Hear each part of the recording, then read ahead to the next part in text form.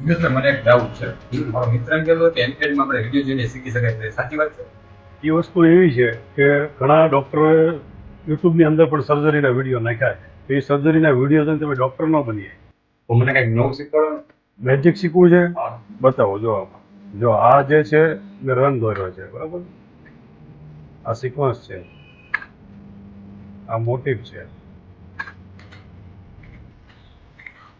આને તમારે બ્રેક કરવું છે.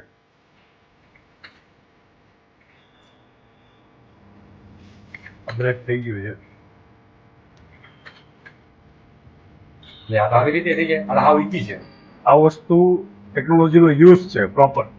મિત્રો, ટેકનોલોજી તમારું કામ જો સરળ કરે તો જે ટેકનોલોજી કહેવાય. જો તમને પૂછવાડે, તમને અટવાડે તો ટેકનોલોજી ન કહેવાય.